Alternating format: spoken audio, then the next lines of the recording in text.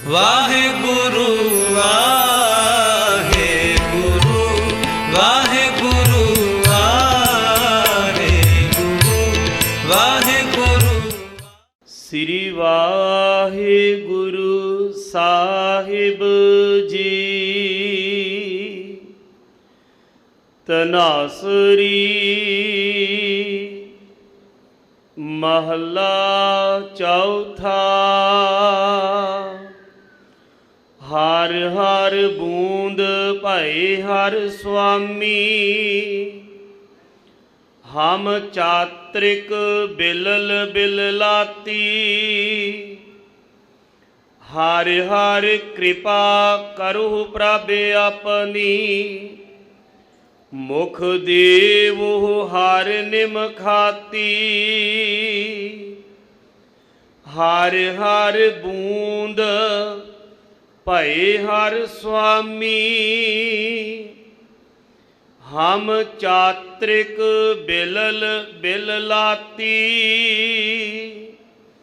ਹਰ ਹਰ ਕਿਰਪਾ ਕਰਹੁ ਪ੍ਰਭ ਆਪਨੀ, ਮੁਖ ਦੇਵੋ ਹਰ ਨਿਮਖਾਤੀ।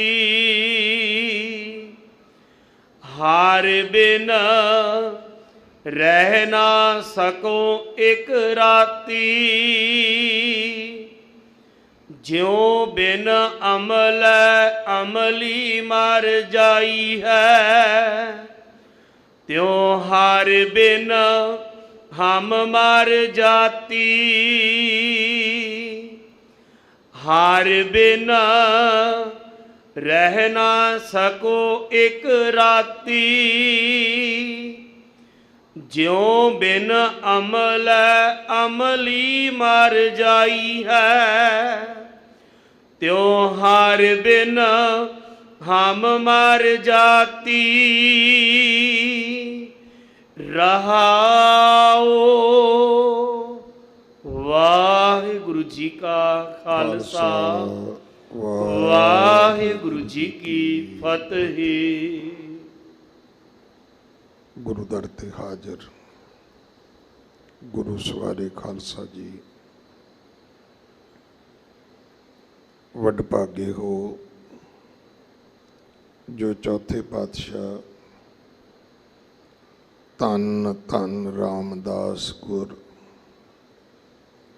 ਜਿਨ ਸਿਰਿਆ ਤਿਨੇ ਸਵਾਰਿਆ, ਪੂਰੀ ਹੋਈ ਕਰਾਮਾਤ, ਆਪ ਸਿਰਜਣਹਾਰੇ ਧਾਰਿਆ। ਸਿੱਖੀ ਅਤੇ ਸੰਗਤੀ ਪਾਰ ਬ੍ਰਹਮ ਕਰ ਨਮਸਕਾਰਿਆ। ਇਹਨਾਂ ਅਜ਼ਮਤਾਂ ਵਡਿਆਈਆਂ ਦੇ ਮਾਲਕ ਗੁਰੂ ਰਾਮਦਾਸ ਪਾਤਸ਼ਾਹ ਮਹਾਰਾਜ ਸੋਢੀ ਸੁਲਤਾਨ ਸਤਿਗੁਰੂ ਜੀ ਦੇ ਇਸ ਪਾਵਨ ਸਥਾਨ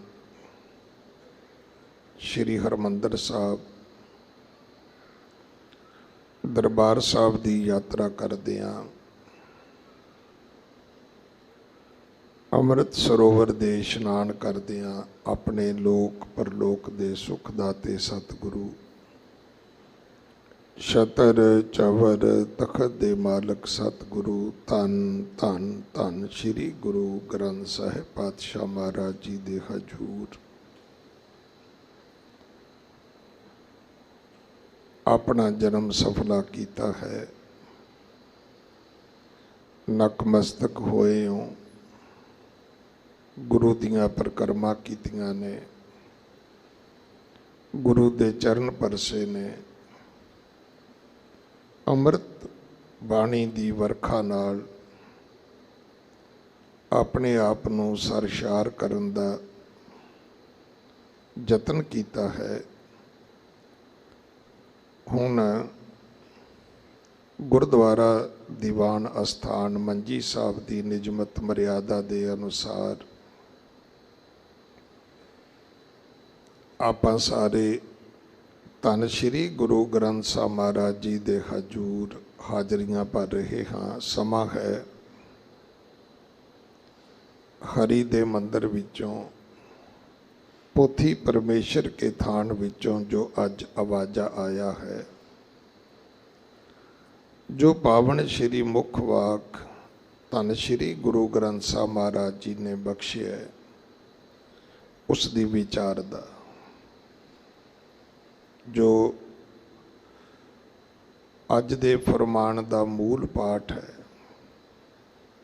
वो रहाओ दे बंद तक आप जी ने सरवण किया है। तनासरी राग अंदर चौथे पातशाह गुरु रामदास महाराज ने कृपा की है और ये पावन श्री मुख वाक धन श्री गुरु ग्रंथ साहब महाराज जी दे 668 अंग ते सुशोभित है। अज बहुत महान पवित्र दिहाड़ा है। मीरी पीरी दे मालिक दल पंजन सूरमे गुरु वड्डे जोधे पर उपकारी सतगुरु गुरु हरगोबिंद साहब महाराज जी दे साहिबजादे बाबा अटल राय जी का सचखंड प्याना दिवस भी है। सो इस इतिहास दियां बाबा जी दे पवित्र जीवन दे विचों जो सानू शिक्षावां मिलदियां ने, असीं उन्हां नूं भी अपनी झोली विच पाउणा है। पहलां आपां लड़ीवार जो अज ये पावन श्री मुख वाक की कथा इसनूं संपूर्ण करिए, क्योंकि समा जो है वो पावन मुख वाक की विचार दा है। हाँ जी। सतनाम श्री वाहिगुरु साहिब जी। तनासरी महला चौथा। हर हर बूंद भय हर स्वामी, हम चात्रिक बिलल बिल लाती। राग तनासरी है। राग की अहमियत जिहड़ी है वो एक भांडे वर्गी है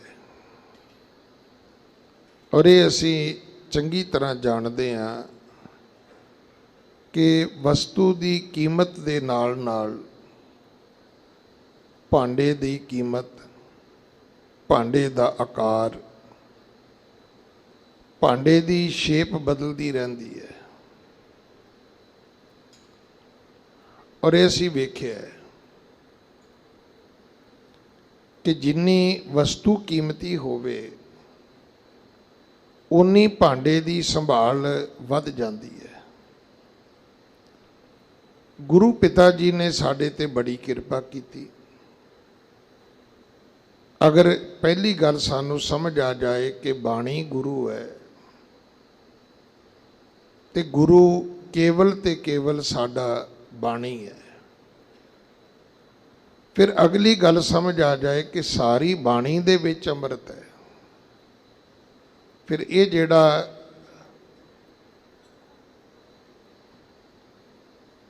मधानी लैके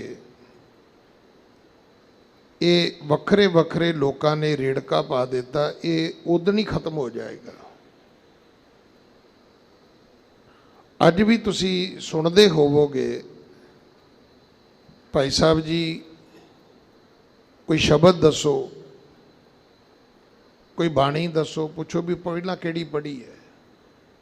पढ़ी तो पहला भी कोई नहीं।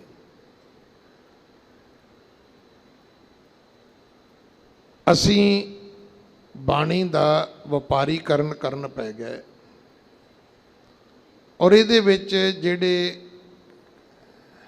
वपारी लोग सी उन्हां दा बहुत वड्डा हत्थ है। मैं एक आप जी नूं छोटी जी उदाहरण देना कि साडे घरां च टैलीफोन हुंदा सी, आवाज़ नहीं सी आउंदी, 2-4 चपेड़ा मारी दियां सी उहनूं डब्बे नूं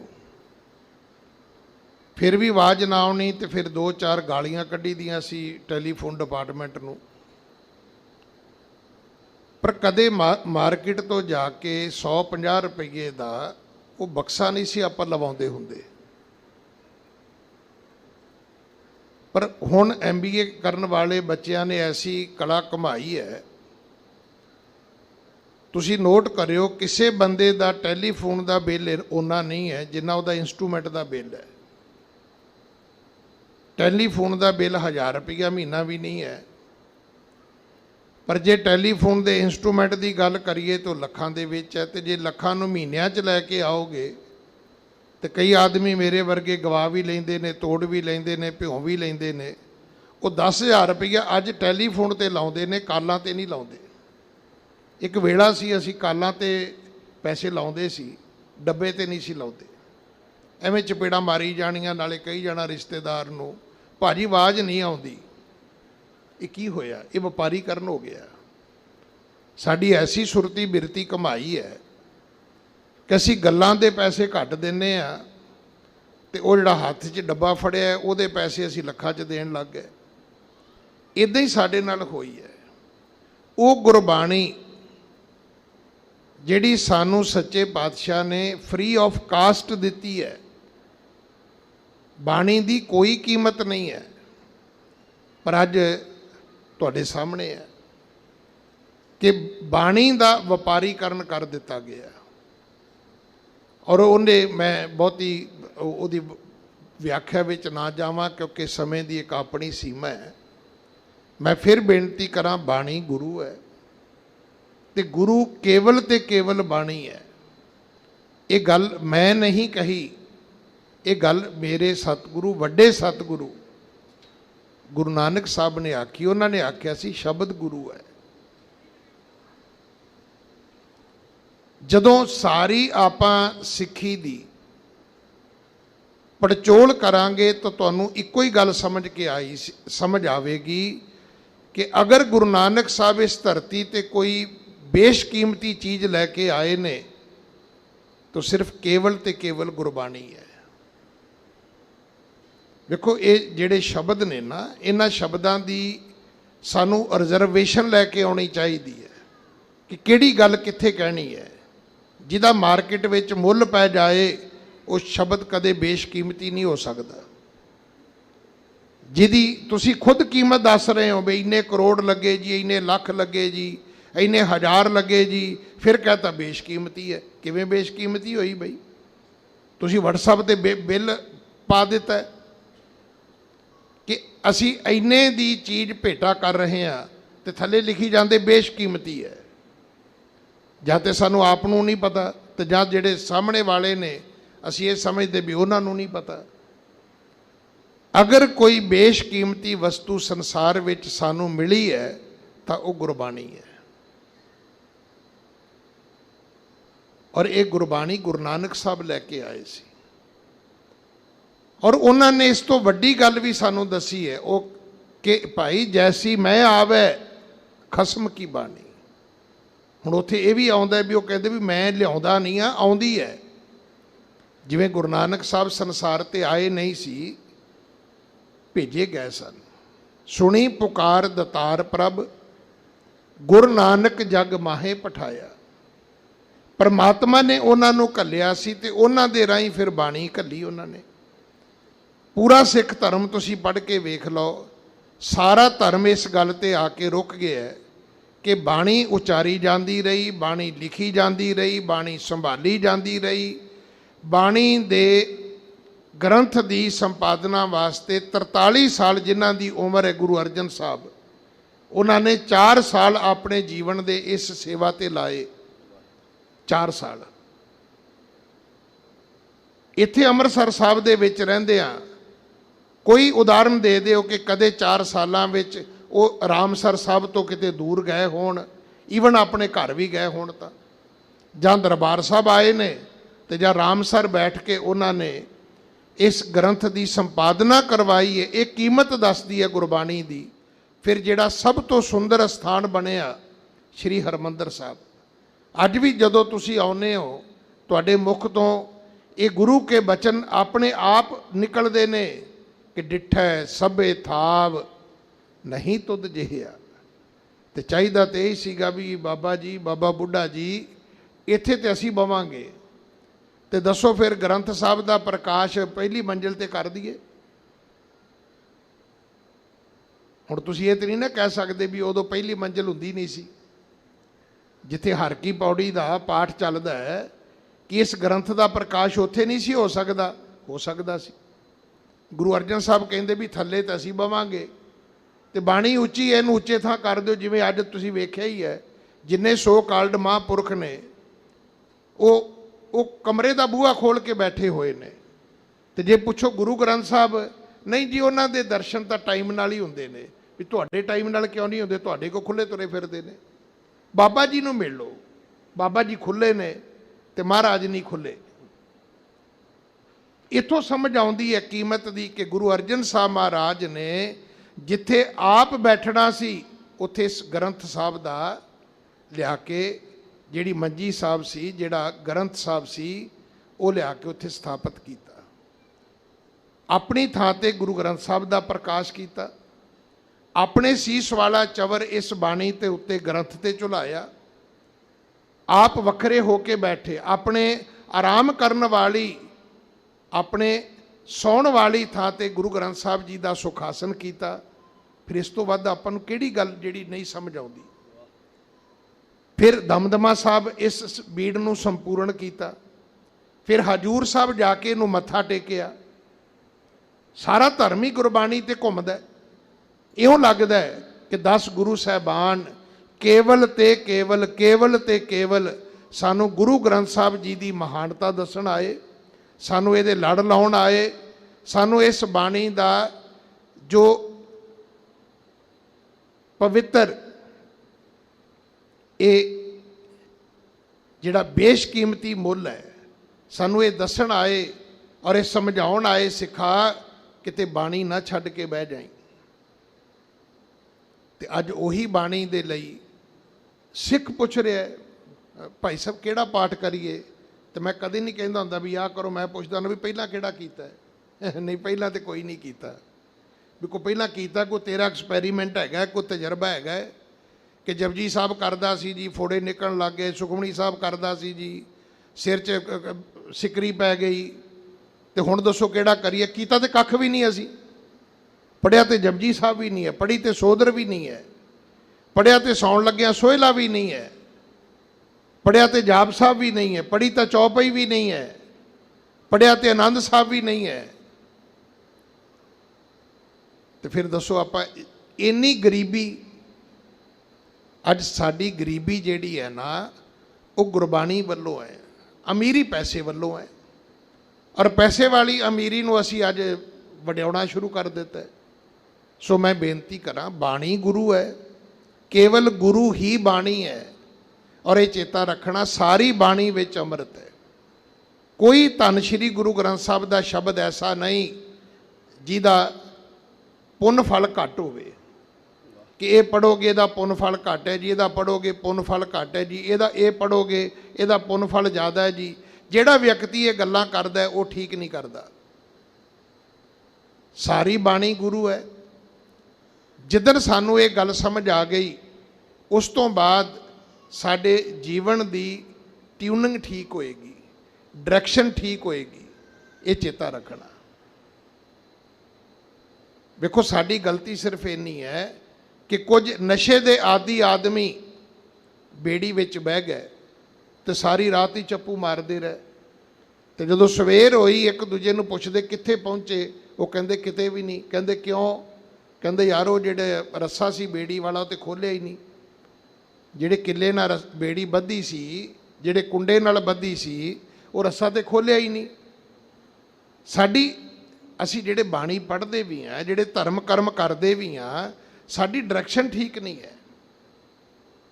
तुसीं अजकल मोटर गड्डियां चलाउने हो, जे गड्डी की ट्यूनिंग अगे पिछे हो जाए गड्डी स्टार्ट ही नहीं होंदी।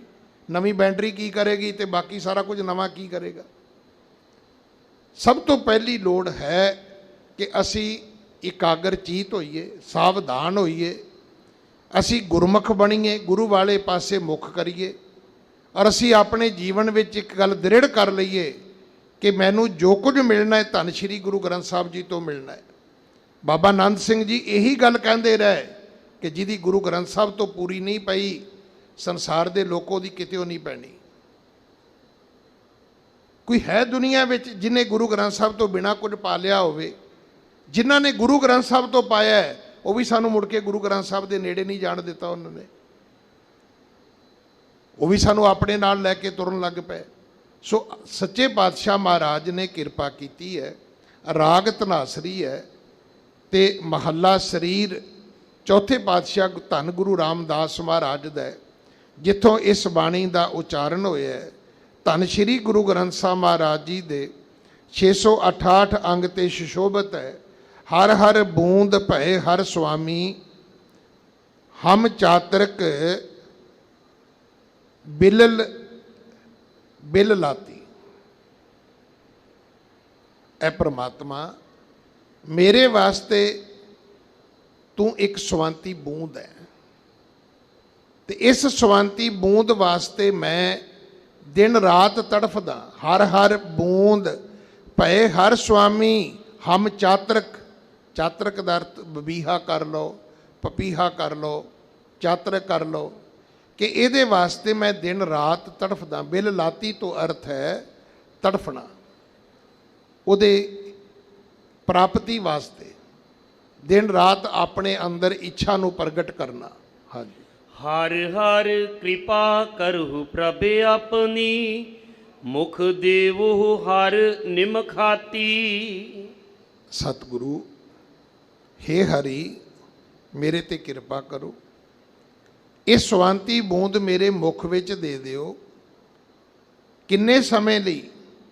ਇੱਕ ਨਿਮਕ ਮਾਤਰ, ਜਿੰਨਾ ਸਮਾਂ ਅੱਖ ਚਮਕਣ ਤੇ ਲੱਗਦਾ ਹੈ। ਜਿਹੜੀ ਪੁਰਾਣੀ ਟਾਈਮ ਦੀ ਜਿਹੜੀ ਕੈਲਕੂਲੇਸ਼ਨ ਹੈ, ਉਹ ਮਿੰਟਾਂ ਸਕਿੰਟਾਂ 'ਚ ਨਹੀਂ ਸੀ ਹੁੰਦੀ। ਉਹ ਨਿਮਖਾਂ ਵਿੱਚ ਸੀ, ਪਲਿਆਂ ਵਿੱਚ ਸੀ, ਚਸਿਆਂ ਵਿੱਚ ਸੀ, ਘੜੀਆਂ ਵਿੱਚ ਸੀ, ਪੈਰਾਂ ਵਿੱਚ ਸੀ। ਤੋ ਨਿਮਕ ਮਾਤਰ ਸਮੇਂ ਤੋਂ ਅਰਥ ਹੈ ਅੱਖ ਚਮਕਣ ਜਿੰਨਾ ਸਮਾਂ। ਇੰਨੇ ਸਮੇਂ ਵਾਸਤੇ ਹੀ ਇਹ ਜਿਹੜੀ ਨਾਮ ਰੂਪੀ ਬੂੰਦ ਹੈ, ਦਾਤਾ ਤੂੰ ਮੇਰੇ ਮੁਖ ਵਿੱਚ ਪਾ ਦੇ। ਮੈਂ ਬਬੀਹੇ ਦੀ ਨੁਮਾ, ਬਬੀਹਾ ਪ੍ਰਯੋ ਕਰੇ। ਦਿਨ ਰਾਤ ਜਿਹੜਾ ਅਸੀਂ ਵਾਹਿਗੁਰੂ ਵਾਹਿਗੁਰੂ ਕਹਿਣਾ ਹੈ, ਜਿਹੜਾ ਅਸੀਂ ਸਿਮਰਨ ਕਰਨਾ ਹੈ, ਇਹ ਉਸ ਪ੍ਰਭੂ ਪਰਮਾਤਮਾ ਦੀ ਬਖਸ਼ਿਸ਼ ਵਾਸਤੇ ਹੈ ਕਿ ਸਾਨੂੰ ਉਹਦੀ ਪ੍ਰਾਪਤੀ ਹੋ ਜਾਏ। ਹਾਂਜੀ। ਹਰ ਬਿਨ ਰਹਿ ਨਾ ਸਕੋ ਇੱਕ ਰਾਤੀ। ਨਹੀਂ, ਮੈਂ ਇੱਕ ਰਾਤ ਵੀ ਆਪਣੇ ਜੀਵਨ ਦੀ ਇਸ ਸਵੰਤੀ ਬੂੰਦ ਤੋਂ ਬਿਨਾ, ਤੇਰੀ ਨਾਮ ਬੂੰਦ ਤੋਂ ਬਿਨਾ ਮੈਂ ਰਹਿ ਨਹੀਂ ਸਕਦਾ। ਹਾਂਜੀ। ਜਿਉ ਬਿਨ ਅਮਲੈ ਅਮਲੀ ਮਰ ਜਾਈ ਹੈ, ਤਿਉ ਹਰ ਬਿਨ ਹਮ ਮਰ ਜਾਤੀ। ਜਿਵੇਂ ਇੱਕ ਅਮਲੀ ਅਮਲ ਤੋਂ ਬਿਨਾ ਤੜਫਦਾ ਹੈ। ਹੁਣ ਵੇਖੋ, ਹਰ ਤਸ਼ਬੀਹ ਸਤਿਗੁਰੂ ਨੇ ਸਾਨੂੰ ਦਿੱਤੀ ਹੈ। ਜਿਵੇਂ ਇੱਕ ਕੋਈ ਨਸ਼ੇ ਦਾ ਆਦੀ ਮਨੁੱਖ ਤੜਫ ਉੱਠਦਾ ਹੈ ਜੇ ਉਹਨੂੰ ਨਸ਼ਾ ਨਾ ਪ੍ਰਾਪਤ ਹੋਵੇ, ਸਤਿਗੁਰੂ ਪਿਤਾ ਮਹਾਰਾਜ ਕਹਿੰਦੇ ਨੇ ਤਿਉ ਹਰ ਬਿਨ ਹਮ ਮਰ ਜਾਤੀ। ਕਹਿਣ ਲੱਗੇ ਇੱਦਾਂ ਦੀ ਮੇਰੀ ਹਾਲਤ ਹੁੰਦੀ ਹੈ। ਕਦੇ ਅਮਲੀ ਤੜਫਦਾ ਵੇਖਿਆ ਤੁਸੀਂ? ਤੇ ਜੇ ਕਹੋ ਜੀ ਵੇਖਿਆ ਤੇ ਪੁੱਛੋ ਵੀ ਕਦੇ ਤੁਸੀਂ ਵੀ ਗੁਰਦੁਆਰੇ ਤੋਂ ਬਿਨਾਂ ਇੱਦਾਂ ਤੜਫੇ ਹੋ? ਪਾਠ ਕੀਤੇ ਤੋਂ ਬਿਨਾਂ ਤੜਫੇ ਹੋ? ਕੀਰਤਨ ਸੁਣੇ ਤੋਂ ਬਿਨਾਂ ਤੜਫੇ ਹੋ? ਕਦੇ ਗੁਰੂ ਕੀ ਬਾਣੀ ਦਾ ਜਾਪ ਕਰਨ ਤੋਂ ਬਿਨਾਂ ਤੜਫੇ ਹੋ? ਕਿ ਤੁਸੀਂ ਮੰਜੀ ਤੇ ਬੰਦਾ ਉਛਲਦਾ ਵੇਖਿਆ? ਮੰਜੀ ਤੋਂ ਭੁੰਜੇ ਡਿੱਗਦਾ ਵੇਖਿਆ? ਵੱਟ ਖਾਂਦਾ ਵੇਖਿਆ ਸਰੀਰ? ਕਦੇ ਮਰੋੜੇ ਖਾਂਦਾ? ਗੁਰੂ ਰਾਮਦਾਸ ਮਹਾਰਾਜ ਕਹਿੰਦੇ ਕਿਸੇ ਅਮਲੀ ਨੂੰ ਵੇਖੋ ਪਹਿਲਾਂ। ਜਿਵੇਂ ਸਤਿਗੁਰੂ ਦੀ ਬਾਣੀ 'ਚ ਬਾਰ-ਬਾਰ ਆਉਂਦੇ ਨੇ, ਕਹਿੰਦੇ ਜਾਓ ਸੁਹਾਗਣ ਨੂੰ ਪੁੱਛੋ ਜਾ ਕੇ, ਪਤੀ ਬ੍ਰਤ ਧਰਮ ਕਮਾਉਣ ਵਾਲੀ ਕਿਸੇ ਭੈਣ ਨੂੰ ਮਿਲੋ, ਉਸ ਤੋਂ ਬਾਅਦ ਤੁਹਾਨੂੰ ਸਮਝ ਆਏਗੀ ਕਿ ਪਤੀ ਪਰਮੇਸ਼ਰ ਦੇ ਨਾਲ ਰਿਸ਼ਤਾ ਕਿਵੇਂ ਬਣਾਈਦਾ ਹੈ। ਪਰ ਸਾਡੀ ਸੋਚ ਹੀ ਨਹੀਂ ਹੈ। ਅਸ ਤੇ ਉਹ ਅਸ਼ਟਾ ਬਕਰ ਵਾਲੀ ਗੱਲ ਹੋ ਗਈ ਹੈ ਕਿ ਅਸੀਂ ਤੇ ਚਮੜੇ ਦੇ ਵਪਾਰੀ ਹਾਂ। ਜਿਹੜੀਆਂ ਤਸ਼ਬੀਹਾਂ, ਜਿਹੜੀਆਂ ਉਦਾਹਰਨਾਂ, ਜਿਹੜੀਆਂ ਸੱਚੇ ਪਾਤਸ਼ਾਹ ਨੇ ਸਾਨੂੰ ਇਹ ਸਿੱਖਿਆਵਾਂ ਦਿੱਤੀਆਂ ਨੇ, ਉਹਨਾਂ ਤੋਂ ਅਸੀਂ ਕੀ ਸਮਝਣ ਦਾ ਯਤਨ ਕੀਤਾ? ਕੁਝ ਵੀ ਨਹੀਂ। ਅੱਜ ਅਮਲੀ ਦੇ ਨਾਂ 'ਤੇ, ਅਮਲ ਦੇ ਨਾਂ 'ਤੇ, ਨਸ਼ੇ ਦੇ ਨਾਂ 'ਤੇ, ਡਰੱਗ ਦੇ ਨਾਂ 'ਤੇ ਜਿੰਨੀਆਂ ਮਰਜ਼ੀ ਸਾਡੇ ਕੋਲੋਂ ਤਕਰੀਰਾਂ ਸੁਣ ਲਓ, ਪਰ ਉਹਦੇ ਵਿੱਚੋਂ ਵੀ ਸਤਿਗੁਰੂ ਨੇ ਇੱਕ ਗੁਣ ਦੱਸਿਆ ਹੈ। ਕਹਿੰਦੇ ਕਦੇ ਇਸ ਅਮਲੀ ਵਾਂਗੂ ਕਦੇ ਤੂੰ ਆਪਣੇ ਗੁਰੂ ਲਈ ਤੜਫਿਆ, ਬਾਣੀ ਲਈ ਤੜਫਿਆ, ਕਦੇ ਨਾਮ ਸਿਮਰਨ ਲਈ ਤੜਫਿਆ, ਕਦੇ ਤੈਨੂੰ ਲੱਗਿਆ ਵੀ ਅੱਜ ਮੇਰਾ ਕੁਝ ਰਹਿ ਗਿਆ, ਅੱਜ ਮੈਨੂੰ ਕੋਈ ਚੀਜ਼ ਨਹੀਂ ਪ੍ਰਾਪਤ ਹੋਈ, ਮੇਰਾ ਸਮਾਂ ਖੁੰਝ ਗਿਆ। ਅਮਲੀ ਦਾ ਟਾਈਮ ਹੁੰਦਾ ਹੈ, ਉਹਦਾ ਸਮਾਂ ਖੁੰਝ ਜਾਂਦਾ ਹੈ, ਤਾਂ ਉਹ ਫਿਰ ਤੜਫਣਾ ਸ਼ੁਰੂ ਕਰ ਦਿੰਦਾ ਹੈ। ਗੁਰੂ ਰਾਮਦਾਸ ਮਹਾਰਾਜ, ਪਿਤਾ ਮਹਾਰਾਜ ਕਹਿੰਦੇ ਨੇ, ਕਹਿੰਦੇ ਜਿਵੇਂ ਅਮਲੀ ਅਮਲ ਤੋਂ ਬਿਨਾਂ ਨਹੀਂ ਰਹਿ ਸਕਦਾ, ਪਰਮਾਤਮਾ ਮੈਂ ਤੇਰੇ ਤੋਂ ਬਿਨਾਂ ਇੱਕ ਰਾਤ ਵੀ ਨਹੀਂ ਰਹਿ ਸਕਦਾ। ਹਾਂਜੀ। ਰਹਾਉ ਤੁਮ ਹਰ ਸਰਵਰ ਅਤ ਅਗਾਹ, ਹਮ ਲਹਿ ਨਾ ਸਕਹਿ ਅੰਤ ਮਾਤੀ। ਤੂੰ ਸਰੋਵਰ ਹੈ, ਤੂੰ ਅਥਾ ਡੂੰਘਾ ਹੈ, ਹਮ ਲੈ ਨਾ ਸਕੈ ਅੰਤ ਮਾਤੀ। ਮਾਤੀ ਤੋਂ ਇੱਥੇ ਭਾਵ ਹੈ ਮਾਤਰ, ਇੱਕ ਛਿਣ ਮਾਤਰ, ਇੱਕ ਖਿਣ ਮਾਤਰ। ਅਸੀਂ ਇੱਕ ਮਾਤਰ ਛੋਟਾ ਜਿਹਾ ਵੀ ਅੰਤ ਤੇਰਾ ਨਹੀਂ ਪਾ ਸਕਦੇ। ਤੂੰ ਸਰੋਵਰ ਹੈ, ਤੂੰ ਅਤ ਡੂੰਘਾ ਹੈ, ਤੂੰ ਗਹਿਰ ਗੰਭੀਰ ਹੈ। ਹਾਂਜੀ। ਤੂੰ ਪਰੈ ਪਰੈ ਅਪਰੰਪਰ ਸੁਆਮੀ, ਮਿਤ ਜਾਨੋ ਆਪਨ ਗਾਤੀ। ਤੂੰ ਪਰੇ ਤੋਂ ਪਰੇ ਹੈ, ਤੇਰਾ ਅੰਤ ਕੋਈ ਨਹੀਂ ਹੈ, ਤੇਰਾ ਪਾਰਾਵਾਰ ਨਹੀਂ ਕਿਸੇ ਨੇ ਪਾਇਆ। ਤੂੰ ਅਪਰੰਪਰ ਹੈ, ਤੂੰ ਸੁਆਮੀ ਹੈ, ਤੂੰ ਸਾਰੇ ਸੰਸਾਰ ਦਾ ਮਾਲਕ ਹੈ। ਆਪਣੀ ਮਿੱਤ ਤੂੰ ਆਪ ਜਾਣਦਾ ਹੈ, ਆਪਣੀ ਗਤ ਵੀ ਤੂੰ ਆਪ ਜਾਣਦਾ ਹੈ। ਤੂੰ ਕਿੰਨਾ ਵੱਡਾ ਹੈ, ਤੂੰ ਕਿੰਨਾ ਡੂੰਘਾ ਹੈ, ਤੇਰਾ ਕਿੱਡਾ ਵੱਡਾ ਪਸਾਰਾ ਹੈ, ਕੋਈ ਨਾ ਜਾਣੇ। ਤੇਰਾ ਕੀਤਾ ਕੇਵੜ ਚੀਰਾ, ਕੋਈ ਨਹੀਂ ਜਾਣਦਾ। ਪਰਮਾਤਮਾ ਤੇਰੇ ਪਸਾਰੇ ਨੂੰ ਕਿਸੇ, ਤੇਰੇ ਪਸਾਰੇ ਦਾ ਕਿਸੇ ਨੂੰ ਨਹੀਂ ਪਤਾ। ਕੋਈ ਐਡਾ ਵੱਡਾ ਹੋਵੇ ਤੇ ਜਾਣੇ, ਏਵੜ ਉੱਚਾ ਹੋਵੇ ਕੋਏ, ਤਿਸ ਉੱਚੇ ਕੋ ਜਾਣੇ ਸੋਏ। ਹਾਂਜੀ। ਹਰ ਕੇ ਸੰਤ ਜਨਾ ਹਰ ਜਪਿਓ, ਗੁਰ ਰੰਗ ਚਲੂਲੇ ਰਾਤੀ। ਜਿਹੜੇ ਰੱਬ ਦੇ ਸੰਤ ਬਣੇ, ਭਗਤ ਬਣੇ, ਜਿਨ੍ਹਾਂ ਨੇ ਰੱਬ ਨੂੰ ਸਿਮਰਿਆ, ਉਹਨਾਂ ਦੇ ਜੀਵਨ ਦੀ ਹਾਲਤ ਹੈ ਕਿ ਰੰਗ ਚਲੂਲੇ ਰਾਤੀ। ਉਹ ਰੱਬ ਦੇ ਗੂੜੇ ਰੰਗ ਵਿੱਚ ਰੰਗੇ ਗਏ। ਅੱਜ ਤੁਹਾਨੂੰ ਕਲਫ ਦਾ ਰੰਗ ਮਿਲੇਗਾ, ਭਾਵੇਂ ਭੈਣ ਹੋਵੇ ਭਾਵੇਂ ਵੀਰ ਹੋਵੇ। ਹਰ ਐਤਵਾਰ ਕਲਫ ਦਾ ਰੰਗ ਤੇ ਚੜ੍ਹਦਾ ਤੁਸੀਂ ਵੇਖਿਆ ਹੋਏਗਾ, ਨਾਮ ਦਾ ਰੰਗ ਚੜ੍ਹਦਾ ਨਹੀਂ ਵੇਖਿਆ, ਜਾਂ ਗੁੱਸੇ ਦਾ ਰੰਗ ਚੜ੍ਹਦਾ ਵੇਖਿਆ ਹੋਏਗਾ। ਕਈ ਮੇਰੇ ਵਰਗੇ ਉੱਦਾਂ ਹੀ ਲਾਲ ਪੀਲੇ ਹੋਏ ਰਹਿੰਦੇ ਨੇ, ਪਰ ਕੋਈ ਐਸੀ ਰੂਹ ਜਿਹੜੀ ਜਿਹਦਾ ਚਿਹਰਾ ਦਗਦਗ ਕਰਦਾ ਹੋਵੇ, ਜਿਹਨੂੰ ਨਾਮ ਦਾ ਰੰਗ ਚੜ੍ਹਿਆ ਹੋਵੇ, ਜਿਹਨੂੰ ਪਰਮਾਤਮਾ ਦੇ ਨਾਮ ਦੀ ਲਾਲੀ ਹੋਵੇ, ਨਾਮ ਜਪੰਦੜੀ ਲਾਲੀ। ਕੋਈ ਹੈ ਐਸੀ ਰੂਹ, ਕੋਈ ਬਖਸ਼ੀ ਰੂਹ ਜਿਹੜੀ ਸਾਨੂੰ ਕੋਈ ਮਿਲੇ। ਹਾਂਜੀ।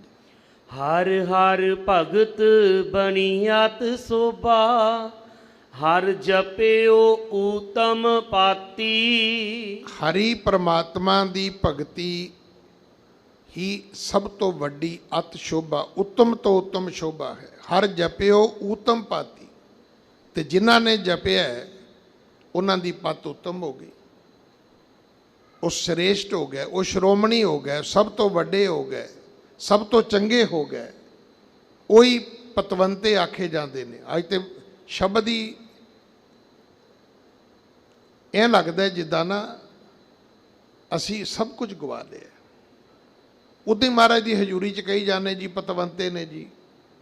ਪਤਵੰਤਾ ਕਿਹਨੂੰ ਕਹਿੰਦੇ ਨੇ? ਕੌਣ ਹੈ ਧਨਵੰਤ, ਕੁਲਵੰਤ, ਪਤਵੰਤ? ਅੱਗੇ ਸ਼ਬਦ ਆਏਗਾ ਜਿਸ ਹਿਰਦੈ ਭਗਵੰਤ,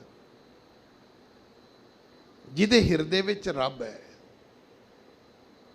ਅਸੀਂ ਪਤਵੰਤੇ ਸਿਰਫ ਦੁਨੀਆ ਦੀ, ਉਹਨਾਂ ਦੇ ਪੈਸੇ ਵੇਖਦੇ ਆ, ਉਹਨਾਂ ਦੀਆਂ ਪਦਵੀਆਂ ਵੇਖਦੇ ਆ, ਉਹਨਾਂ ਦਾ ਰੋਬ ਦਾ ਵੇਖ ਕੇ ਗੱਲਾਂ ਕਰੀ ਜਾਂਦੇ। ਅਸੀਂ ਸੱਚੇ ਪਾਤਸ਼ਾਹ ਮਹਾਰਾਜ ਦੇ ਘਰ ਦੀ ਜਦੋਂ ਗੱਲ ਕਰੋ, ਜਦੋਂ ਇਸ ਦਰ ਤੇ ਆ ਕੇ ਗੱਲ ਕਰੋ, ਜਦੋਂ ਗੁਰੂ ਦੇ ਹਜ਼ੂਰ ਖਲੋ ਕੇ ਗੱਲ ਕਰੋ, ਉੱਥੇ ਸਾਨੂੰ ਇਹਨਾਂ ਸਾਰੀਆਂ ਗੱਲਾਂ ਦਾ ਧਿਆਨ ਰੱਖਣਾ ਚਾਹੀਦਾ ਹੈ।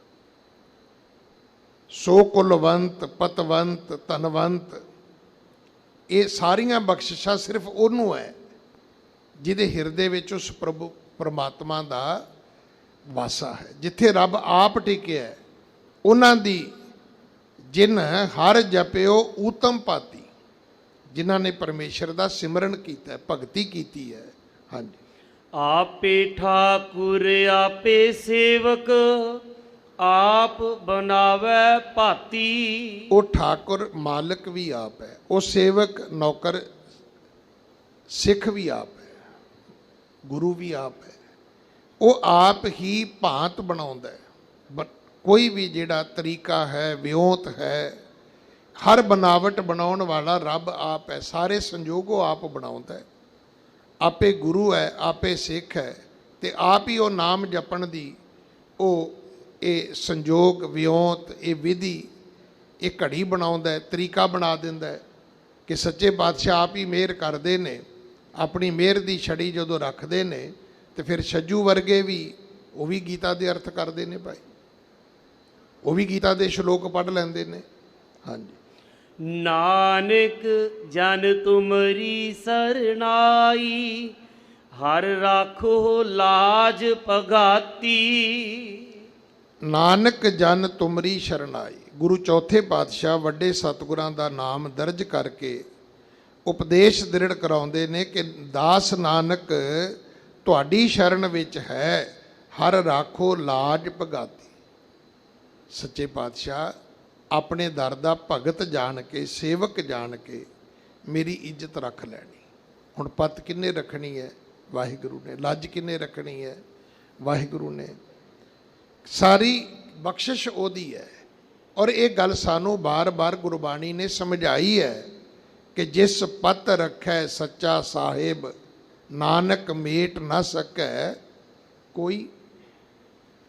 ਜਿਹਦੀ ਪਤ ਵਾਹਿਗੁਰੂ ਰੱਖਦਾ ਹੈ, ਉਹਦੀ ਇੱਜ਼ਤ ਦੁਨੀਆ ਵਿੱਚ ਕੋਈ ਨਹੀਂ ਰੋਲ ਸਕਦਾ। ਬੜੀਆਂ ਉਦਾਹਰਨਾਂ, ਬੜੇ ਮੁਹਾਵਰੇ ਸੱਚੇ ਪਾਤਸ਼ਾਹ ਨੇ ਸਾਨੂੰ ਬਾਣੀ ਦੇ ਰਾਹੀਂ ਸਮਝਾਏ ਨੇ। ਬੜੀਆਂ ਉਦਾਹਰਨਾਂ ਸਾਨੂੰ ਮਿਲਦੀਆਂ ਨੇ। ਸਤਿਗੁਰੂ ਕਿਰਪਾ ਕਰਨ, ਉਪਦੇਸ਼ ਸਾਡੇ ਹਿਰਦਿਆਂ ਵਿੱਚ ਵਸ ਜਾਏ। ਜਿਤਨਾ ਸਮਾਂ ਬਾਕੀ ਹੈ, ਜੋ ਅੱਜ ਮਹਾਨ ਪਵਿੱਤਰ ਦਿਹਾੜਾ ਹੈ ਕਿ ਮੀਰੀ ਪੀਰੀ ਦੇ ਮਾਲਕ ਸਤਿਗੁਰੂ ਗੁਰੂ ਹਰਗੋਬਿੰਦ ਸਾਹਿਬ ਮਹਾਰਾਜ ਜੀ ਦੇ ਸਾਹਿਬਜ਼ਾਦੇ ਬਾਬਾ ਅਟਲ ਰਾਏ ਜੀ, ਜਿਨ੍ਹਾਂ ਦਾ ਜਨਮ 1619 ਵਿੱਚ ਹੋਇਆ, ਔਰ ਉਹਨਾਂ ਦਾ ਜਿਹੜਾ ਸੱਚਖੰਡ ਪਿਆਨਾ ਹੈ ਉਹ 1628 ਵਿੱਚ ਹੋਇਆ। ਇਹਦਾ ਅਰਥ ਹੈ ਕਿ ਉਹਨਾਂ ਦੀ ਜਿਹੜੀ ਕੁੱਲ ਆਜੂ ਹੈ ਉਹ 9 ਸਾਲ ਹੈ। ਔਰ ਜਿਹੜੀ ਗੱਲ ਮੈਂ ਮਹਾਨ ਕੋਸ਼ ਵਿੱਚ ਪੜ੍ਹੀ, ਭਾਈ ਕਾਹਨ ਸਿੰਘ ਨਾਭਾ ਹੋਰਾਂ ਨੇ ਜਿਹੜਾ ਉਹਦਾ ਜ਼ਿਕਰ ਕੀਤਾ ਹੈ ਕਿ ਤਕਰੀਬਨ ਉਹਨਾਂ ਦੇ ਸੱਚਖੰਡ ਪਿਆਨੇ ਤੋਂ 1.5 ਸਾਲ ਬਾਅਦ 1628 ਤੋਂ ਬਾਅਦ 1778 ਵਿੱਚ ਇਹ ਅਸਥਾਨ ਜਿਹੜਾ ਬਾਬਾ ਅਟਲ ਰਾਏ ਜੀ ਦਾ, ਇਹ ਕੁਝ ਪ੍ਰੇਮੀ ਗੁਰਸਿੱਖਾਂ ਨੇ ਬਣਾਇਆ। ਔਰ ਇੱਥੇ ਫਿਰ ਭਾਈ ਜੋਧ ਸਿੰਘ ਰਾਮਗੜੀਆ ਕਰਕੇ ਜ਼ਿਕਰ ਆਉਂਦਾ ਹੈ। ਉਹਨਾਂ ਨੇ ਫਿਰ 6 ਸਾਲਾਂ ਬਾਅਦ 1778 ਤੋਂ ਬਾਅਦ 1784 ਵਿੱਚ ਫਿਰ ਇਹਦੀਆਂ ਕੁਝ ਮੰਜ਼ਲਾਂ ਜਿਹੜੀਆਂ ਨੇ ਉਹ ਤਿਆਰ ਕੀਤੀਆਂ। ਔਰ ਇਹਦੀ 9 ਮੰਜ਼ਲ ਇਸ ਨੂੰ ਬਣਾਇਆ ਗਿਆ। ਇਹ ਭਾਵਨਾ ਸੀ ਕਿ ਉਹਨਾਂ ਦੀ ਆਜੂ 9 ਸਾਲ ਸੀ ਤੇ ਇਹਦੇ ਜਿਹੜੇ ਮੰਜ਼ਲਾਂ ਨੇ ਉਹ ਵੀ 9 ਬਣਾਈਆਂ ਜਾਣ। ਬਾਬਾ ਅਟਲ ਰਾਏ ਜੀ ਦੀ ਜਿਹੜੀ ਕਥਾ ਆਉਂਦੀ ਹੈ ਕਿ ਬੜੇ ਛੋਟੇ ਜਿਹੇ ਸਨ ਤੇ ਬੱਚਿਆਂ ਦੇ ਨਾਲ ਖੇਡਦੇ ਨੇ, ਤੇ ਖੇਡਦੇ ਖੇਡਦੇ ਜਦੋਂ ਸ਼ਾਮਾਂ ਪਈਆਂ ਤੇ ਜਿਵੇਂ ਬਾਕੀ ਬੱਚੇ ਆਪਣੇ ਘਰਾਂ ਨੂੰ ਗਏ, ਬਾਬਾ ਅਟਲ ਰਾਏ ਜੀ ਵੀ ਆਪਣੇ ਘਰ ਆ ਗਏ। ਸਵੇਰ ਹੋਈ ਤੇ ਫਿਰ ਖੇਡਣ ਲਈ ਜਦੋਂ ਪਹੁੰਚੇ ਨੇ ਤੇ ਉੱਥੇ ਕੀ ਵੇਖਿਆ ਕਿ ਇੱਕ ਮੋਹਨ ਨਾਂ ਦਾ ਬੱਚਾ ਜਿਹੜਾ ਹੈ, ਜਿਹਦੇ ਸਿਰ ਤੇ ਵਾਰੀ ਸੀ, ਇਹਨੂੰ ਭਾਈ ਸੰਤੋਖ ਸਿੰਘ ਹੋਰਾਂ ਨੇ ਸੀਂਡ ਲਿਖਿਆ ਹੈ। ਕਿ ਉਹਨਾਂ ਦੇ ਸਿਰ ਵਾਰੀ ਸੀ ਵੀ ਜਦੋਂ ਖੇਡ ਖਤਮ ਹੋਈ ਤਾਂ ਜਿਵੇਂ ਬੱਚੇ ਇੱਕ ਦੂਜੇ ਦੇ ਸਿਰ ਵਾਰੀ ਚੜਾਉਂਦੇ ਨੇ ਵੀ ਅੱਗੋਂ ਹੁਣ ਤੇਰੀ ਵਾਰੀ ਹੈ, ਤੇ ਉਹ ਬੱਚੇ ਦੇ ਸਿਰ ਵਾਰੀ ਸੀ ਤੇ ਉਹ ਆਇਆ ਨਹੀਂ। ਤੇ ਬੱਚਿਆਂ ਨੇ ਆਪਸ ਵਿੱਚ ਗੱਲ ਕੀਤੀ ਵੀ ਆ ਹੁਣ ਵਾਰੀ ਆਪਣੀ ਸੀ ਤੇ ਵਾਰੀ ਦੇਣ ਦਾ ਮਾਰਾ ਨਹੀਂ ਆਇਆ। ਤੇ ਬਾਬਾ ਅਟਲ ਰਾਏ ਜੀ ਨੇ ਆਪਣੇ ਸਾਥੀ ਬੱਚੇ ਨੂੰ ਭੇਜਿਆ ਵੀ ਜਾਓ ਬੁਲਾਓ ਮੋਹਨ ਨੂੰ, ਉਹਨੂੰ ਕੋ ਆ ਕੇ ਭਾਈ ਵਾਰੀ ਦੇ। ਤੇ ਉਹਨੇ ਆ ਕੇ ਵਾਪਸ ਦੱਸਿਆ ਵੀ ਬਾਬਾ ਜੀ ਉਹ ਤੇ ਬੱਚਾ ਰਾਤੀ ਮਰ ਗਿਆ, ਸੱਪ ਲੜਿਆ, ਬੱਚੇ ਦੀ ਮੌਤ ਹੋ ਗਈ ਹੈ। ਤੇ ਉਹਨਾਂ ਦੇ ਘਰ ਦੇ ਵਿੱਚ ਤੇ ਕੁਰਲਾਟ ਪਿਆ ਹੋਇਆ, ਉਹ ਤਾਂ ਲੋਕ ਰੋ ਰਹੇ ਨੇ ਘਰ ਦੇ ਵਿੱਚ, ਮਾਂ ਪਿਓ ਸਖੇ ਸੰਬੰਧੀ ਰਿਸ਼ਤੇਦਾਰ। ਬਾਬਾ ਜੀ ਆਪ ਗਏ ਤੇ ਕਹਿਣ ਲੱਗੇ ਭਾਈ ਕਿੱਥੇ ਹੈ ਮੋਹਨ? ਉਹ ਕਹਿੰਦੇ ਬਾਬਾ ਜੀ ਆ ਮਰਿਆ ਪਿਆ। ਕਹਿੰਦੇ ਨੇ ਤੇ ਸਾਡੀ ਵਾਰੀ ਦੇਣੀ ਸੀ। ਹੁਣ ਉੱਥੇ ਪਰਿਵਾਰ ਨੇ ਵੀ ਬੇਨਤੀਆਂ ਕੀਤੀਆਂ, ਤਰਲੇ ਕੀਤੇ ਵੀ ਤੁਸੀਂ ਗੁਰੂ ਪੁੱਤਰ ਹੋ, ਤੁਹਾਡੇ ਤੇ ਕਿਰਪਾ ਹੈ, ਤੁਸੀਂ ਚਾਹੋ ਤੇ ਤੁਹਾਡੀ ਵਾਰੀ ਵੀ ਮਿਲ ਸਕਦੀ ਹੈ ਤੇ ਸਾਨੂੰ ਪੁੱਤਰ ਵੀ ਵਾਪਸ ਮਿਲ ਸਕਦਾ ਹੈ। ਤਾਂ ਇਤਿਹਾਸ ਨੇ ਇਹ ਲਿਖਿਆ ਕਿ ਬਾਬਾ ਜੀ ਆਪਣੇ ਹੱਥ ਵਿੱਚ ਇੱਕ ਛੋਟੀ ਜਿਹੀ ਖੂੰਡੀ ਰੱਖਦੇ ਸੀ ਤੇ ਉਹਨਾਂ ਨੇ ਖੂੰਡੀ ਦੇ ਨਾਲ ਉਸ ਬੱਚੇ ਦੀ ਗਰਦਨ ਨੂੰ ਲਾ ਕੇ ਆਖਿਆ ਉੱਠ ਬਈ ਵਾਰੀ ਦੇ। ਤਾਂ ਇਤਿਹਾਸ ਦੇ ਪੱਤਰੇ ਕਹਿੰਦੇ ਨੇ ਕਿ ਉਹ ਬੱਚਾ ਜੀਵਤ ਹੋ ਗਿਆ, ਬੱਚਾ ਉੱਠਿਆ, ਪਰਿਵਾਰ ਵਿੱਚ ਖੁਸ਼ੀਆਂ ਹੋ ਗਈਆਂ। ਉਹ ਜਿਹੜਾ ਸੀ ਰੋਣਾ ਕਰਲਾਉਣਾ ਸੀ ਉਹ ਵਧਾਈਆਂ ਵਿੱਚ ਬਦਲ ਗਿਆ। ਹੁਣ ਇਹ ਸ਼ੋਭਾ, ਇਹ ਕੀਰਤੀ ਪੂਰੀ ਇਸ ਗੁਰੂ ਕੀ ਨਗਰੀ ਵਿੱਚ ਫੈਲ ਗਈ, ਗੁਰੂ ਮਹਿਲਾਂ ਤੱਕ ਵੀ ਗਈ, ਗੁਰੂ ਮਾਤਾਵਾਂ ਕੋਲ ਵੀ ਇਹ ਆਵਾਜ਼ ਗਈ ਕਿ ਅੱਜ ਬਾਬਾ ਅਟਲ ਰਾਏ ਜੀ ਨੇ ਬਹੁਤ ਵੱਡੀ ਕਰਾਮਾਤ ਵਿਖਾਈ ਹੈ ਕਿ ਇੱਕ ਬੱਚੇ ਮੋਹਨ ਨੂੰ ਜਿਉਂਦਾ ਕਰ ਦਿੱਤਾ ਹੈ। ਉੱਥੇ ਵੀ ਆਉਂਦਾ ਹੈ ਕਿ ਗੁਰੂ ਹਰਗੋਬਿੰਦ ਸਾਹਿਬ ਮਹਾਰਾਜ ਜਿੱਥੇ ਸ਼੍ਰੀ ਅਕਾਲ ਤਖਤ ਸਾਹਿਬ ਹੈ, ਕਿਉਂਕਿ ਸ਼੍ਰੀ ਅਕਾਲ ਤਖਤ ਸਾਹਿਬ ਦੀ ਜਿਹੜੀ ਸਿਰਜਣਾ ਹੈ ਉਹ 1608 ਵਿੱਚ ਹੋ ਚੁੱਕੀ ਹੈ। ਇਹ ਘਟਨਾ 28 ਦੀ ਹੈ। ਅਕਾਲ ਤਖਤ ਸਾਹਿਬ ਬਣਨ ਤੋਂ ਤਕਰੀਬਨ 20 ਸਾਲ ਬਾਅਦ ਇਹ ਘਟਨਾ ਹੋਈ ਹੈ। 11 ਸਾਲਾਂ ਬਾਅਦ ਤੇ ਬਾਬਾ ਅਟਲ ਰਾਏ ਜੀ ਦਾ ਜਨਮ ਹੀ ਇਤਿਹਾਸ ਦੱਸਦਾ ਹੈ। 9 ਸਾਲ ਉਹਨਾਂ ਦੀ ਆਜੂ ਵੀ ਹੈ। ਜਦੋਂ ਇੱਥੇ ਗੱਲ ਹੋਈ ਤੇ ਗੁਰੂ ਹਰਗੋਬਿੰਦ ਪਿਤਾ ਮਹਾਰਾਜ ਨੇ ਇਸ ਨੂੰ ਪ੍ਰਵਾਨ ਨਹੀਂ ਕੀਤਾ ਔਰ ਉਹਦੇ ਜਿਹੜੇ ਲੌਜਿਕ ਦਿੱਤੇ ਗਏ, ਦਲੀਲਾਂ ਦਿੱਤੀਆਂ ਗਈਆਂ, ਜਿਹੜਾ ਇਤਿਹਾਸ ਦੇ ਪੱਤਰਿਆਂ ਵਿੱਚ ਲਿਖਿਆ ਗਿਆ, ਉਹ ਗੱਲਾਂ ਬੜੀਆਂ ਸਮਝਣ ਵਾਲੀਆਂ ਨੇ। ਆਪਾਂ ਨਾ ਸਿਰਫ ਇੱਕ ਪੱਖ ਹੀ ਜਾਣਦੇ ਆ ਵੀ ਨਹੀਂ ਜੀ ਇਹਦੇ ਨਾਲ ਬੰਦਾ ਰੱਬ ਦਾ ਸ਼ਰੀਕ ਬਣ ਜਾਂਦਾ ਹੈ। ਇਹਦੇ 'ਚ ਕੋਈ ਅਤਕਥਨੀ ਨਹੀਂ ਹੈ ਕਿ ਕੋਈ ਵੀ ਵਿਅਕਤੀ ਰੱਬ ਦੀ ਬਰਾਬਰੀ ਕਰੇਗਾ ਤਾਂ ਉਹਨੂੰ ਸ਼ਰੀਕ ਮੰਨਿਆ ਜਾਏਗਾ। ਪਰ ਉਹਦੇ ਵਿੱਚ ਜਿਹੜੀਆਂ ਦਲੀਲਾਂ ਮੈਂ ਪੜ੍ਹੀਆਂ ਉਹ ਬਾ ਕਮਾਲ ਸੀਗੀਆਂ। ਗੁਰੂ ਸਾਹਿਬ ਦੇ ਮਨ ਦੀ ਜਿਹੜੀ ਉਸ ਅਵਸਥਾ ਨੂੰ ਭਾਈ ਸੰਤੋਖ ਸਿੰਘ ਨੇ ਲਿਖਿਆ, ਉਹ ਕਹਿੰਦੇ ਵੀ ਇਹ ਪੁੱਤਰ ਨੇ ਕੀਤਾ ਕੀ ਹੈ। ਅੱਜ ਤੋਂ ਬਾਅਦ ਅਗਰ ਕੋਈ ਹਾਕਮ ਮਰੇਗਾ, ਹਾਕਮ ਦਾ ਪੁੱਤਰ ਮਰੇਗਾ, ਤੇ ਉਹ ਤੇ ਆਪਣਾ ਮਰਿਆ ਜੀ ਲੈ ਕੇ ਆ ਜਾ ਕਰਨਗੇ। ਪਹਿਲਾਂ ਉਹ ਹੱਥ ਜੋੜਨਗੇ ਕਿ ਮਹਾਰਾਜ ਜੀ ਸਾਡਾ ਬੱਚਾ ਜਿਉਂਦਾ ਕਰੋ। ਜਦੋਂ ਨਹੀਂ ਅਸੀਂ ਮੰਨਾਂਗੇ ਫਿਰ ਉਹ ਸਾਨੂੰ ਆਪਣੀ ਤੜੀ ਵੀ ਵਿਖਾਉਣਗੇ ਵੀ ਤੁਸੀਂ ਕੌਣ ਹੁੰਦੇ ਸਾਡਾ ਬੱਚਾ ਨਾ ਜਿਉਂਦਾ ਕਰਨ ਵਾਲੇ। ਇਹ ਗੱਲਾਂ ਜਿਹੜੀਆਂ ਅੱਜ ਵੀ ਜਿਹੜੇ ਤਾਂਤਰਿਕ ਲੋਕ ਨੇ ਉਹਨਾਂ ਨੂੰ ਇਹ ਗੱਲਾਂ ਸਮਝਣ ਦੀ ਲੋੜ ਹੈ। ਖਾਸ ਕਰਕੇ ਮੈਂ ਆਪਣੀ ਕੌਮ ਨੂੰ ਬੇਨਤੀ ਕਰਦਾ ਕਿ ਇਸ ਤੋਂ ਵੱਡੀ ਕਿਹੜੀ ਉਦਾਹਰਨ ਹੋ ਸਕਦੀ ਹੈ ਕਿ ਅੱਜ ਕੋਈ ਭੁਲੇਖਾ ਹੈ ਸਾਨੂੰ ਕਿ ਬਾਬਾ ਅਟਲ ਰਾਏ ਜੀ ਦਾ ਜੀਵਨ ਕਿੰਨਾ ਮਹਾਨ ਹੋਏਗਾ, ਉਹਨਾਂ ਦੇ ਵਿੱਚ ਰੱਬ ਦੀ ਕਿੱਡੀ ਵੱਡੀ ਅਜ਼ਮਤ ਵਰਤਦੀ ਹੋਏਗੀ। ਅੱਜ ਕਿਹੜਾ ਦੁਨੀਆ ਦਾ ਬੰਦਾ ਜਿਹੜਾ ਕਿਸੇ ਨੂੰ ਧੌਣ ਨੂੰ ਖੁੰਡੀ ਲਾ ਕੇ ਕਵੇ ਉੱਠ ਬਈ ਤੇ ਕੋਈ ਬੰਦਾ ਉੱਠ ਜਾਏ। ਐਸੀ ਉਦਾਹਰਨ ਤੁਹਾਨੂੰ ਧਰਤੀ ਤੇ ਕਿਤੇ ਨਹੀਂ ਮਿਲੇਗੀ। ਕੋਈ ਮਿਲਿਆ ਤੁਹਾਨੂੰ ਜਿਹੜਾ ਬੰਦੇ ਜਿਉਂਦੇ ਕਰਦਾ ਹੋਵੇ? ਤੁਹਾਡੇ ਗੁਰੂ ਦਾ ਪੁੱਤਰ ਹੈਗਾ ਬਾਬਾ ਅਟਲ ਰਾਏ, ਉਹ ਕਰ ਸਕਦਾ ਹੈ, ਉਹਨੇ ਕੀਤਾ ਹੈ। ਪਰ ਉਸ ਏਡੀ ਵੱਡੀ ਅਜ਼ਮਤ ਨੂੰ ਵੀ ਗੁਰੂ ਸਾਹਿਬ ਨੇ ਪ੍ਰਵਾਨ ਨਹੀਂ ਕੀਤਾ। ਫਿਰ ਆਪਣੇ ਪੁੱਤਰ ਨੂੰ ਹੀ ਫੈਸਲਾ ਦੇ ਦਿੱਤਾ, ਆਖਿਆ ਪੁੱਤਰ ਹੁਣ ਇਹ ਦੱਸ ਵੀ ਤੂੰ ਰਹਿਣਾ ਹੈ ਕਿ ਅਸੀਂ ਰਹਿਣਾ ਹੈ। ਤੇ ਇਤਿਹਾਸ ਇਹ ਕਹਿੰਦਾ ਕਿ ਬਾਬਾ ਅਟਲ ਰਾਏ ਜੀ ਘਰੋਂ ਵਾਪਸ ਆਏ ਨੇ ਤੇ ਇਸ ਕੌਲਸਰ ਦੇ ਅਸਥਾਨ ਤੋਂ ਆ ਕੇ ਇਸ਼ਨਾਨ ਕੀਤਾ, ਇਹਦੇ ਕਿਨਾਰੇ ਤੇ ਆਪਣਾ ਸਰੀਰ ਤਿਆਗ ਦਿੱਤਾ। ਔਰ ਇਹ ਵੀ ਇਤਿਹਾਸ ਵਿੱਚ ਆਉਂਦਾ ਹੈ। ਹੁਣ ਇਹਨੂੰ ਤੁਸੀਂ ਕਿਹੜੇ ਰੂਪ 'ਚ ਲੈਣਾ ਹੈ, ਇਹ ਤੁਹਾਡੀ ਮਰਜ਼ੀ ਹੈ। ਮੈਨੂੰ ਵੀ ਸਵੇਰੇ ਵੀ ਵੀਰ ਜੀ ਕਹਿ ਰਹੇ ਸੀ ਕਿ ਨਹੀਂ, ਉਸ ਵੇਲੇ ਕਿਹਾ ਗਿਆ ਸੀ ਵੀ ਇਸ ਤੋਂ ਵੱਡੀ ਕੋਈ ਅੰਮ੍ਰਿਤਸਰ ਵਿੱਚ ਇਮਾਰਤ ਨਹੀਂ ਹੋਏਗੀ। ਮੈਂ ਕਿਹਾ ਇਹ ਗੱਲਾਂ ਭਾਵਨਾ ਦੀਆਂ ਹੁੰਦੀਆਂ ਨੇ। ਹਾਂ, ਇੱਕ ਚੀਜ਼ ਜ਼ਰੂਰ ਸੀ ਸਾਡੇ ਪੁਰਾਣੇ ਗੁਰਸਿੱਖਾਂ ਵਿੱਚ ਕਿ ਉਹ ਜਦੋਂ ਵੀ ਆਪਣਾ ਕੋਈ ਘਰ ਬਣਾਉਂਦਾ ਸੀ ਤੇ ਉਹ ਇਹ ਗੱਲ ਦਾ ਧਿਆਨ ਕਰਦਾ ਸੀ ਕਿ ਮੇਰਾ ਘਰ ਬਾਬੇ ਅਟਲ ਦੇ ਘਰ ਤੋਂ ਉੱਚਾ ਨਹੀਂ ਹੋ ਸਕਦਾ। ਇਹਨੂੰ ਭਾਵਨਾ ਨਾਲ ਜੋੜਨਾ ਚਾਹੀਦਾ, ਆਪਾਂ ਰਿਸਪੈਕਟ ਨਾਲ ਜੋੜਨਾ ਚਾਹੀਦਾ ਕਿ ਆਪਣੇ ਅੰਦਰ, ਜਿਵੇਂ ਹੁਣ ਆਪਾਂ ਜਿੰਨਾ ਕੁਝ ਸੱਚੇ ਪਾਤਸ਼ਾਹ ਦੇ ਘਰ ਆਉਣ ਲੱਗਿਆਂ ਕਰਦੇ ਹਾਂ, ਉਹਦੇ ਵਿੱਚ ਬੜੀਆਂ ਗੱਲਾਂ ਨੇ ਜਿਨ੍ਹਾਂ ਗੱਲਾਂ ਦਾ ਕੋਈ ਲਿਖਤੀ ਕਿਤੇ ਵੀ ਵਰਣਨ ਨਹੀਂ ਹੈਗਾ।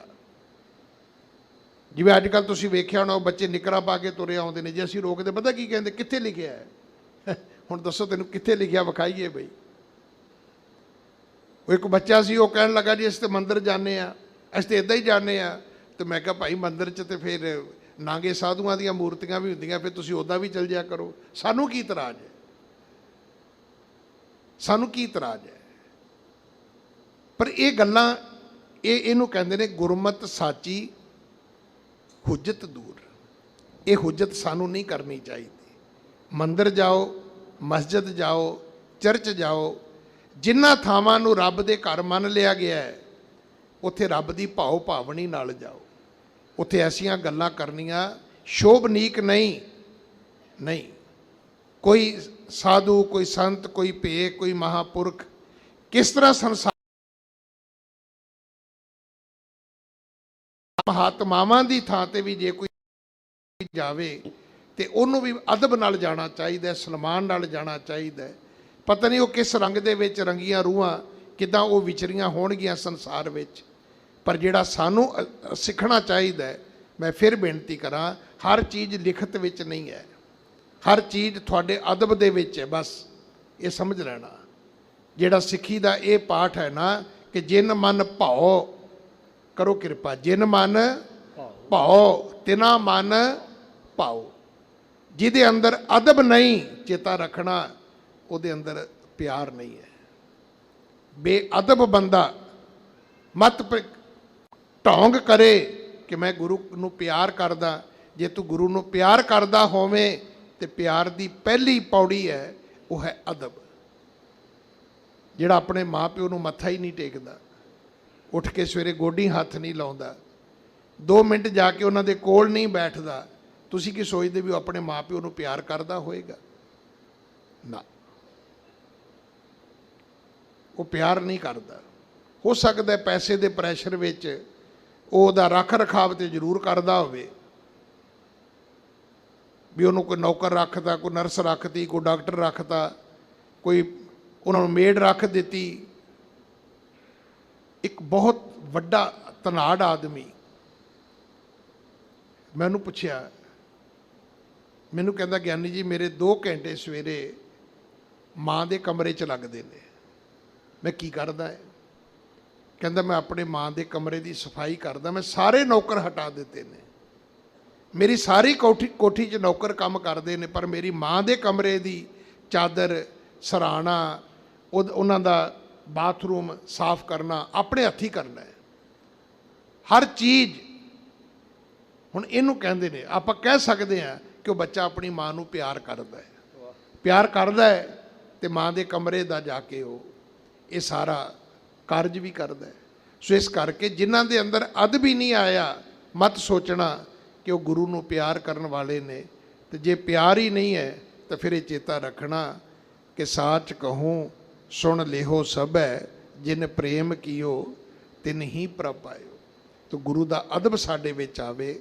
ਸਾਡੇ ਵਿੱਚ ਇਹਨਾਂ ਕਰਾਮਾਤਾਂ ਨੂੰ ਪ੍ਰਵਾਨਗੀ ਨਹੀਂ ਦਿੱਤੀ ਗਈ। ਇਹ ਰਿੱਧ ਸਿੱਧ ਅਵਰਾ ਸਾਧ ਦਾ ਨਾਂ ਦੇ ਕੇ ਸਤਿਗੁਰੂ ਨੇ ਇਸ ਨੂੰ ਪ੍ਰਵਾਨਿਆ ਨਹੀਂ। ਇੱਥੋਂ ਤੱਕ ਕਿ ਆਪਣੇ ਪੁੱਤਰਾਂ ਨੂੰ ਵੀ ਪ੍ਰਵਾਨ ਨਹੀਂ ਕੀਤਾ ਜੇ ਉਹਨਾਂ ਨੇ ਕਿਤੇ ਦੁਨਿਆਵੀ ਤੌਰ 'ਤੇ ਉਸ ਅਜ਼ਮਤ ਦੀ ਵਰਤੋਂ ਕੀਤੀ ਹੈ। ਕਿਉਂਕਿ ਸਾਨੂੰ ਇੱਕੋ ਹੀ ਪਾਠ ਪੜ੍ਹਾਇਆ ਗਿਆ ਹੈ ਕਿ ਹੁਕਮ ਰਜਾਈ ਚੱਲਣਾ ਨਾਨਕ ਲਿਖਿਆ ਨਾਲ। ਇਹਨੇ ਸ਼ਬਦਾਂ ਨਾਲ ਦਾਸ ਖਿਮਾ ਦਾ ਜਾਚਕ ਹੈ। ਮੇਰੀਆਂ ਭੁੱਲਾਂ ਬਖਸ਼ ਦੇਣੀਆਂ।